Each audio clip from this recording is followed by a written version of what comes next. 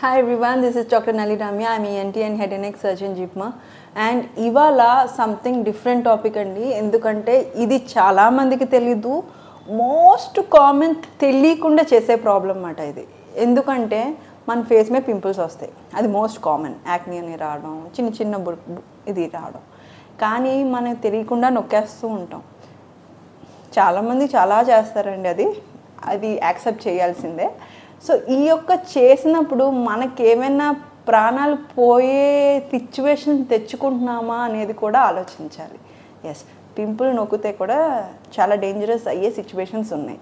అంటే పింపుల్ నొక్కితే కూడా ఈ యొక్క ఇష్యూ వస్తుంది అని మనకు తెలిస్తే అసలు మనం కొంచెం జాగ్రత్తగా ఉంటాము అనే థింకింగ్తో ఈ యొక్క టాపిక్ మనం తెస్తున్నామండి. ఏంటి అంటే డేంజరస్ ఏరియా ఆఫ్ ఫేస్. మన ఫేస్ అన్నిట్లో ఒక పర్టిక్యులర్ పార్ట్ అంటూ ఉంది, అది డేంజరస్ ఏరియా అంటాం అన్నమాట. ఏంటి అంటే ఈ యొక్క పార్టు, ఈ యొక్క ఏరియా, ముక్కు రెండు పక్కతుల్లో అండ్ ఈ అప్పర్ లిప్పు, ఈ యొక్క పార్ట్ ఒక ట్రయాంగిల్లో ఫామ్ చేస్తుంది చూసారా. ఈ యొక్క ట్రయాంగిల్లో ఫామ్ చేసేది అప్పర్ లిప్పు. ఇక్కడ ఈ area dangerous area of face అంటాం. ఎందుకు డేంజరస్ ఏరియా ఆఫ్ ఫేస్ అంటున్నామంటే ఈ యొక్క చోట మనకి ఏవైనా ఇన్ఫెక్షన్ వచ్చిందనుకోండి, చిన్న ఇన్ఫెక్షన్, ఈవెన్ పింపుల్ అయినా, చిన్న పింపుల్ ఆర్ బ్లిస్టర్ అయినా కూడా అది బ్రెయిన్కి పాకే ఛాన్సెస్ చాలా ఎక్కువ. అండ్ దీనివల్ల కళ్ళు చూపే కాదండి, మనిషి ప్రాణాలు కూడా పోయే ఛాన్సెస్ ఉన్నాయి. సో మనం వేరే చోట్ల ఎక్కడున్నా ఓకే, ప్రాబ్లం ఏం కాదు. ఈ ఒక్క చోట్ల మనకి ఏమైనా వచ్చిందంటే మాత్రం మీరు డాక్టర్ గారి దగ్గరికి వెళ్ళాల్సి తప్పదంతే. ఎందుకో చెప్తాను.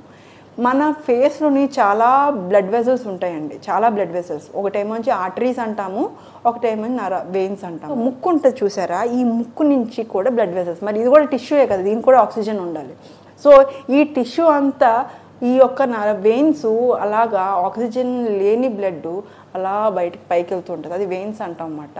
ఆ యొక్క వెయిన్స్ లోపలికి వెళ్తూ ఇక్కడ కన్నుకి, రెండు కళ్ళుకి రెండు వెయిన్స్ కింద ఉంటాయండి, అక్కడి నుంచి డ్రైన్ అవుతుంది బ్లడ్. అంటే లైక్ ఇక్కడి నుంచి ఒక వెయిను, ఇక్కడి నుంచి ఒక వెయిను, రెండు వెళ్ళి లోపల ఇక్కడి నుంచి వెయిన్స్, ఇక్కడి నుంచి వెయిన్స్ ఇక్కడికి వెళ్ళి లోపల క్యావర్నస్ సైనస్ ఒక పెద్ద స్పేస్ ఉంటుంది అన్నమాట. మనం బుర్ర లోపల ఒక పెద్ద స్పేసు, అక్కడికి వెళ్ళి డ్రైన్ అవుతుంది అన్నమాట.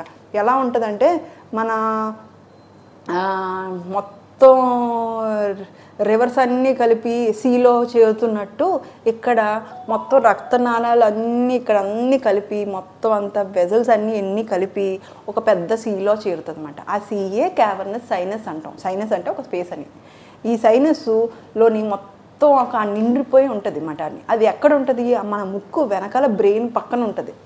సో ఈ బ్రెయిన్ పక్కన ఉన్నప్పుడు, ఈ బ్రెయిన్కి పక్కతలే ఉన్నప్పుడు ఇన్ఫెక్షన్ దీనివల్ల వచ్చే ఛాన్సెస్ ఎక్కువ. సో ఇక్కడి నుంచి ఈ ఇన్ఫెక్షన్ ఇక్కడ ఈజీగా వెళ్ళగలదు. ఎందుకు వేరే చోట్ల మరి వెళ్ళట్లేదు, ఈ చోటే ఎందుకు అంత పర్టికులర్గా ఉంటున్నారు అంటే ఇక్కడ వాల్వ్స్ అంటూ ఉంటాయి. మన వెయిన్స్కి వాల్వ్స్ అని ఉంటాయి. ఈ వాల్వ్స్ ఎలా ఉంటాయంటే, ఇప్పుడు మన పైప్లోని నీరు ఆగడానికి వాల్వ్స్ అని ఉంటాయి చూసారా, సేమ్ మన బాడీలో కూడా వాల్వ్స్ అని ఉంటాయి అన్నమాట. ఈ వాల్వ్స్ బట్టి ఏంటి యూజ్ అంటే, ఇది ఇక్కడి నుంచి పైకి వెళ్తుంది, బ్లడ్ కింద నుంచి పైకి వెళ్తుంది, ఇలా వెళ్తున్నప్పుడు ఏమవుతుంది, ఇది మళ్ళీ వెనకాలకి పడిపోకుండా, అంటే గ్రావిటీకి వెనకాలకి పడిపోకుండా, కిందకి పడిపోకుండా ఇదంతా ఆపుతుంది అన్నమాట. పైకి ఈ డైరెక్షన్లోనే వెళ్ళమ్మా, నువ్వు ఇంకో డైరెక్షన్లో వెళ్ళకు అనుకుంటూ ఈ వాల్వ్స్ ఒక పని ఇది, ఈ రక్తాన్ని డైరెక్ట్ చేస్తుంది అన్నమాట. కానీ అన్ని చోట్ల ఉంటాయి, కాళ్ళలో ఉంటాయి, చేతుల్లో ఉంటాయి, మొత్తం బుర్రలో ఉంటాయి, అన్ని చోట్ల ఉంటాయి. కానీ ఈ పార్ట్లో ఉన్నది వాల్వ్స్ ఉండవు. ఈ వాల్వ్స్ ఉండనప్పుడు ఏమవుతుంది, ఈజీగా మనం ఆపడానికి, ఫ్లోని ఆపడానికి కూడా లేదు. ఈజీగా ఇక్కడి నుంచి బ్లడ్ ఈజీగా ఇన్ఫెక్షన్స్ పైకి వెళ్ళిపోయే ఛాన్సెస్ ఎక్కువ. ఆపడానికి ఏమీ అడ్డుకోవట్లేదు అక్కడ ఆపడానికి. సో ఈ వెజల్స్లోని, ఈ యొక్క వెయిన్స్లోని వాల్వ్స్ లేనందువల్ల ఈజీగా ఇక్కడి నుంచి బ్లడ్ స్పీడ్గా వెళ్ళిపోయి అక్కడ ఏది అడ్డుకోవట్లేదు కాబట్టి అక్కడ ఉన్న ఈ ఇన్ఫెక్షన్ ఉన్న పార్ట్ ఇక్కడికి ఈజీగా వెళ్ళిపోతుంది అన్నమాట.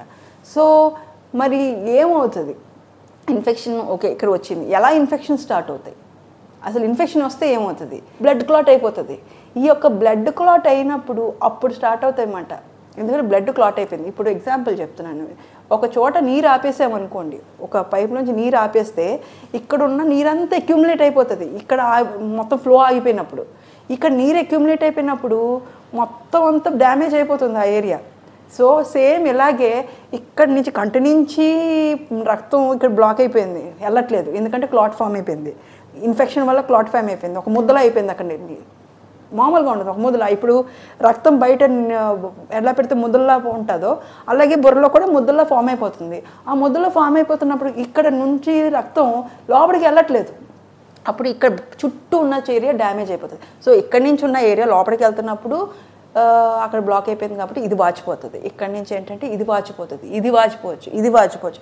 బయట ఏంటంటే డిఫరెంట్ కైండ్స్ ఆఫ్ వేస్ లాగా మేనిఫెస్ట్ అవుతుంది అన్నమాట. సో దీనివల్ల ఏంటంటే కళ్ళు వాచిపోతాయి, కళ్ళు మూమెంట్ చేయలేరు, మూతి వాచిపోతుంది, ముక్కు వాచిపోతుంది. దానివల్ల డిఫరెంట్ కండిషన్స్ వస్తాయంటే లోపలికి ఈ యొక్క క్లాట్ ఇంకా లోపలికి వెళ్తున్న కొద్దీ బుర్రలో అంతా క్లాట్ ఫామ్ అవుతూ ఉంటుంది. ఈ క్లాట్ ఫామ్ అవుతున్నప్పుడు ఏమవుతుంది అంటే తలనొప్పి వచ్చేస్తుంది, ప్రెషర్ వల్ల క్లాట్ ఫామ్ అయింది, ప్రెషర్ వచ్చేస్తూ ఉంటుంది లోపల ఈ క్లాట్ వల్ల. సో హెడేక్ వచ్చేస్తూ ఉంటుంది, కళ్ళు ఇలా మూచేయలేవు, ఇదంతా వాసిపోయి ఉంటుంది, మజిల్స్ కూడా ఎఫెక్ట్ అయ్యి ఉంటాయి అక్కడ. సో కళ్ళు ఇలా మూచేయలేరు, ఒక్కోసారి రెండు చూపుల్లో కనిపిస్తూ ఉంటుంది అన్నమాట. అండ్ ఫీవర్ రావచ్చు. ఇన్ని కండిషన్స్ ఉన్నాయన్నమాట. ఒక్కొక్కసారి ఏమవుతుంది అంటే ఈ క్లాట్ వల్ల ట్రీట్ చేయలేదంటే 3 మనుషులు అంటే 3 మెంబర్స్ వచ్చిందంటే ఈ ప్రాబ్లము, ఒక మనిషి చనిపోతున్నారు. సో అందుకనే దీన్ని డేంజర్ ఏరియా ఆఫ్ ఫేస్ అంటారన్నమాట. ఇక్కడ చిన్న పింపుల్ కూడా మీరు బ్రేక్ చేయకండి, ఒకవేళ ఇన్ఫెక్ట్ అవుతుంది, ముక్కు వాసిపోతుంది, మీకు ఇలా ఉబ్బిపోతుంది, అలాంటివి ఉన్నప్పుడు మీరు వేలు పెట్టకూడదు, ముక్కులో వేలు పెట్టదు. ఎస్పెషల్లీ ఇది పిల్లల్లోకి ఎక్కువ వస్తుందండి, ఎందుకంటే వాళ్ళు ముక్కులో వేలు పెట్టి ఇలా అనేస్తూ ఉంటారు. అదే డేంజరస్ ఏరియా ఫేస్లో ఉందన్నమాట. సో పిల్లల్ని ముక్కులో వేలు ఇవ్వకూడదు అసలు. వేలు పెట్టిన ఏరియా ఈజ్ మోస్ట్ డేంజరస్. దానివల్ల ఏంటంటే వాళ్ళకి ఇమ్యూనిటీ ఉండదు, ఇన్ఫెక్షన్స్ ఈజీగా వస్తాయి. సో ఈజీగా ఇన్ఫెక్షన్స్ లోపలికి వెళ్ళిపోతాయి. సో ఆ ఏరియా అంత ఇంపార్టెంట్. అందుకని ముక్కులోనైనా వేలు ఇలా అయినా అలా పిల్లల్ని చేయనివ్వకండి, అండ్ పెద్దవాళ్ళు కూడా చేసుకోకూడదు అది. సెకండ్ థింగ్ ఏంటంటే ఈ యొక్క ప్రాబ్లం వచ్చినప్పుడు మనకి పిల్లలకి ఇక్కడ అంతా ఒడుపుల్లా వస్తూ ఉంటాయి అన్నమాట. ఇవి కూడా మీరు గమనిస్తూ ఉండాలి, ఏమైనా బొబ్బల్లా వస్తున్నాయా, ఏంటంటే కాయల్లా పెరుగుతున్నాయా, ఇలాంటివి కూడా వస్తాయన్నమాట. ఇవన్నీ కోరిలేట్ అవుతాయి. ముక్కు వాయడమేనే కాదు, తలనొప్పి వస్తుంది, కళ్ళు చూపు దెబ్బతింటుంది, ఫీవర్ వచ్చేస్తుంది. అండ్ ఇవన్నీ కండిషన్స్ ఉన్నప్పుడు వెంటనే మీకు అర్థం అవ్వాల్సింది ఏంటంటే ఈ ఏరియాని ముట్టుకున్నారు, ఈ ఏరియాకి ఏదో ఇన్ఫెక్షన్ అయ్యింది అని కూడా మీరు అర్థం చేసుకోవాల్సి వస్తుంది. ఇంకోసారి ఏంటంటే ఇది ఉట్టి దీన్ని బట్టే కాదండి ఈ మెడలింగ్. ఇంకోసారి ఏంటంటే కొంతమందికి దెబ్బలు తగిలినా కూడా అవుతూ ఉంటుంది, దెబ్బలు, బ్లడ్లో ఇన్ఫెక్షన్, ఇదంతా ఇన్ఫెక్షనే కదా, బ్లడ్ నుంచి ఇన్ఫెక్షన్ అవుతుంది, ఇది ముక్కు నుంచి వారు ఇది మూతి నుంచి ఇన్ఫెక్షన్ వల్ల. సో ఈ పింపుల్ అయినా ఇన్ఫెక్షనే, అది ఇన్ఫెక్షన్ వల్ల లోపలికి వెళ్తుంది. సో ఈ ఇన్ఫెక్షన్ వల్ల లోపలికి వెళ్ళినప్పుడు ఏంటంటే మనం డాక్టర్ గారు ఏంటంటే ఇవన్నీ క్లియర్గా కొత్త హిస్టరీ తీసుకున్న తర్వాత, అంటే మీకు ఇలాంటి ప్రాబ్లమ్స్ ఏమైనా ఉంటే మీరు డాక్టర్ గారి దగ్గర ఇమీడియట్గా వెళ్ళమని చెప్తున్నానండి. ఎందుకంటే ఇది మనం ఈజీగా మనం ప్రతిరోజు చేసే కామన్ పదే, ఇలా అనడం, మూతి మీద ఇలా అనడం, ఇవన్నీ కామన్ పనే. కానీ దానివల్ల ఏంటి ప్రాబ్లమ్స్ అని మనం చేస్తే అసలు చేయమది. సెకండ్ థింగ్ ఏంటంటే ఇది ఓకే, ఈ ప్రాబ్లమ్స్ అన్నీ వచ్చాయి, కళ్ళు వాచిపోయి, ముక్కు వాచిపోయింది, కళ్ళు తిప్పడం కష్టమైపోతుంది, కన్ను కూడా ముందుకు రావచ్చు, కొంచెం కన్ను ముందుకు వస్తుంది, అండ్ హెడేక్ వస్తుంది, ఇంకా నిద్ర లేకపోవడం, ఫీవర్ చాలా సివియర్ హైప్ ఆఫ్ ఫీవర్ వస్తూ ఉంటుంది, చాలా పీక్లో ఉంటుందండి ఫీవర్. సో అలా వస్తున్నప్పుడు ఇవన్నీ అర్థమవుతున్నాయి అన్నమాట, మీకు అర్థమవుతుంది. ఇది చూసిన వెంటనే మీకు అర్థమవుతుంది ఓకే ఈ ప్రాబ్లం ఉన్నది. మరి ఇది ఇమీడియట్గా తీసుకెళ్ళిపోతే డెత్ రేట్ కూడా అంతే కదా ఉంది. మరి ముగ్గురులో ఒకరు చనిపోతున్నారంటే డెత్ రేట్ అంత సివియర్గా ఉందన్నమాట. సో ఇవన్నీ చూసుకున్న తర్వాత మీ డాక్టర్ గారు ఇన్వెస్టిగేషన్స్ అనేది చేస్తారన్నమాట. అసలు ఎందుకు వచ్చింది, ఎక్కడ ప్రాబ్లం, ఈ బ్లడ్ క్లాట్ ఎక్కడుంది, ఎంతవరకు పాకింది అనేది చూస్తారు. ఎందుకంటే ఈ వెయిన్స్ అని చెప్పాను చూసారా, ఇది పేర్లు ఆఫ్థాల్మిక్ వెయిన్స్ అంటారు, superior and inferior ophthalmic veins అంటారు. ఈ యొక్క వెయిన్స్ కనెక్ట్ అవుతాయి అన్నమాట ఈ క్యావర్నస్ సైనస్ అని. ఈ క్యావర్నస్ సైనస్ ఇంకో దానికి కన్వర్ట్ అవుతుంది, ఇంకో సైనస్కి బ్రెయిన్లో. ఇక్కడ ఏంటంటే అది టెరగాయిడ్ సైనస్. ఈ టెరగాయిడ్ సైనస్ ఏమో సిగ్మాయిడ్ సైనస్ అని ఉంటుంది. అన్నిటికీ ఇన్ని పేర్లు ఉన్నాయండి బ్రెయిన్లో సైనస్లకి. అంటే అక్కడక్కడ బ్లడ్ పూల్ అవుతూ ఉంటుంది అన్నమాట, అన్ని ఏరియాలు కనెక్ట్ అయిపోయి ఉంటాయి.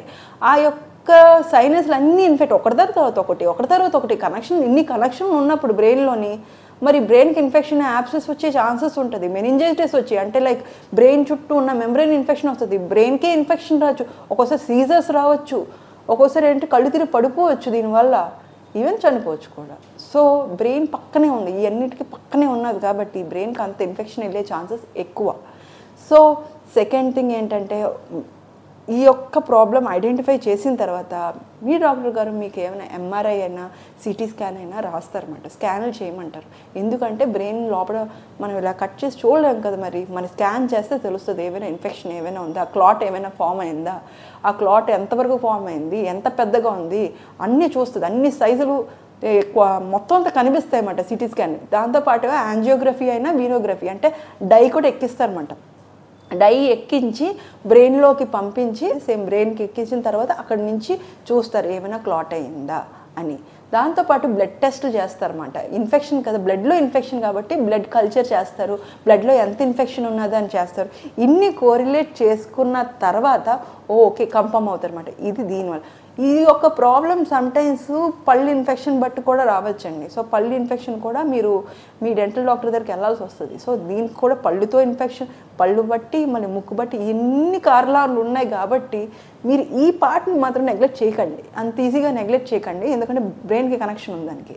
సో సెకండ్ ఏంటంటే ట్రీట్మెంట్ వస్తే ఫస్ట్ ఇచ్చేది ఐవీ యాంటీబయాటిక్స్ అనండి. కంపల్సరీ యాంటీబయాటిక్ ట్రీట్మెంట్ ఇస్తారు, వెంటనే స్టార్ట్ చేసేస్తారు. బ్లడ్ టెస్టులు చేసి కల్చర్ చేసి వెంటనే స్టార్ట్ చేసేసిన తర్వాత ఆ క్లాట్ ఉంది చూసారా, ఆ క్లాట్ మళ్ళీ మెత్తపడిపోయి మళ్ళీ ఫ్లో స్టార్ట్ అవ్వాలి. ఈ రివర్ బ్లాక్ అయిపోయింది చూసారా, మళ్ళీ ఫ్లో స్టార్ట్ అవ్వాలంటే ఆ మధ్యలో ఉన్న క్లాట్, ఆ మధ్యలో ఉన్న యొక్క బ్లాకేజ్ని తీసేయాలి. ఈ బ్లాకేజ్ని ఎలా తీస్తాము, వెంటనే ఆ యొక్క మట్టి మెత్తబడిపోవాలి, మళ్ళీ నీరు ఫ్లో అవ్వాలి, అంతే. ఈ యొక్క క్లాట్ మెత్తబడిపోవాలి, వెంటనే ఆ రక్తం ఫ్లో అవ్వాలి.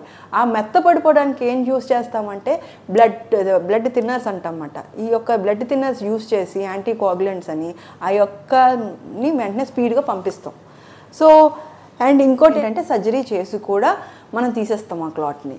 ఇది తీసేసిన తర్వాత మళ్ళీ ఫ్లో అడిక్వేట్గా. సో ఇంత సర్జరీ వరకు వెళ్ళకుండా మనం ప్రివెంట్ చేయొచ్చు. ఎలాగా, first identification, early identification, first అది ప్రివెంట్ చేయొచ్చు. ఆ ఏరియాని అసలు మెంటల్ చేయకుండా మనం ప్రివెంట్ చేయొచ్చు ఇన్ఫెక్షన్. ఒకవేళ వచ్చింది అనుకోండి, ఒకవేళ యాబ్సెస్, ముక్కులో యాబ్సెస్ అయినా ఉన్నా, పింపుల్ ఉన్నా, లేకపోతే ఈ యొక్క ఇన్ఫెక్షన్ ఉన్నా, ఒక్కొక్క దానికి ఒక ట్రీట్మెంట్ మీ డాక్టర్ గారు చెప్తారు. ఒకవేళ యాబ్సెస్ ఉన్నది అనుకోండి, ఫస్ట్ తీసేయాలి, డ్రైన్ చేసేయాలి. ఒకవేళ చిన్న పింపుల్ అయినా యాంటీబయాటిక్ ఇస్తాం.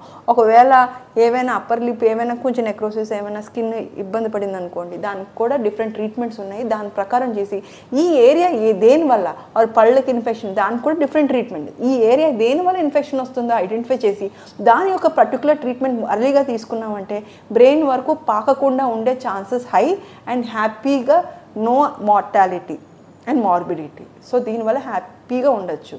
సో ఈ యొక్క క్యావర్నస్ సైనస్ థ్రాంబోసిస్, ఈ యొక్క డేంజరస్ ఏరియా ఆఫ్ ఫేస్ని ప్రివెంట్ చేయాలి అంటే మీరు అర్లీ ఐడెంటిఫికేషన్ చేసుకోవాలన్నమాట. ఈజీగా కాంప్లికేషన్స్ ప్రివెంట్ చేసుకోవచ్చు. మీరు ఐడెంటిఫై చేసి, మీ పిల్లలకి తెలీదు but you can educate them and let them know, ఇలా చెయ్యొద్దమ్మా, ఇలా చెయ్యొద్దమ్మా అని చెప్పచ్చు మీరు. ఎందుకంటే మనకు నాలెడ్జ్ ఉంటేనే కాబట్టి వేరే వాళ్ళకి ఏమైనా మనం చెప్పగలం ఆర్ మనం ప్రివెంట్ చేసుకోగలం.